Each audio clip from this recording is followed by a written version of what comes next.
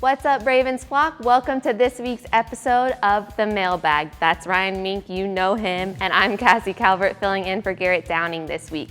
Let's get right to your questions. So first up from Matt Smith, we have the Ravens done enough this offseason to compete in the AFC North? Yeah, I think they have. I mean, really, you think about it, they've been right on the doorstep the past 2 seasons. So they didn't have to do a lot to compete. They're perennial contenders in the AFC North. Now, with that said, I think they have made the additions on the offensive side of the ball that could get them over the hump. And that's still a hump. The Pittsburgh Steelers are going to be a really good team this year. That's the leading contender for the division, I would say. So the Ravens, though, their defense is going to be good. They're bringing back the entire starting unit. On offense, obviously, they added Michael Crabtree, Smokey Brown. They've drafted the tight ends. I think they've made a lot of improvements on the offensive side of the ball. And if that unit can go from really near the bottom of the pack to the middle or even top 10, let's cross our fingers for top 10. If they can do that, then heck yeah, this team is definitely going to contend for an AFC North title. I like it. All right, next up from Pat Hurst, who is always showing us love on Twitter. I appreciate you.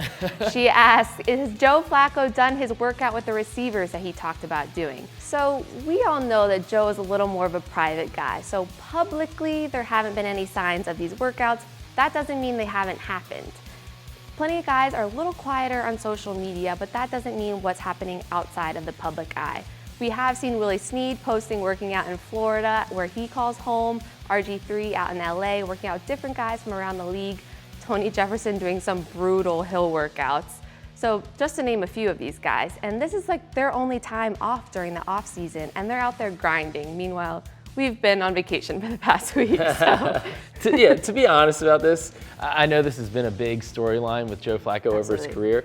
This year is a little bit different than most years. Yes, he could use the work with his new targets, but he's going to get plenty of that. He's been around throughout OTAs, minicamp. He's going to be there, knock on wood, he doesn't have any more back flare-ups throughout training camp. And this was a shorter time off than usual. Usually you have, these guys have a month and a half, almost 2 months sometimes. Now, this year, with training camp being earlier and whatnot, there wasn't a lot of time for them to get away for a little bit. So even if it didn't happen, I know people are probably going to make a big deal out of it. Personally, I would have liked to have seen it happen, but I don't think it's a big deal if it didn't. Definitely. Our last question comes from Rodney Bell Jr., and the question is, how good of a quarterback will Joe Flacco be now since he has Michael Crabtree, John Brown, and a talented running back? Now, here's the more important question, I think. I think the addition of these guys is going to help Joe Flacco, just period, than working out with them for 2 days in the offseason.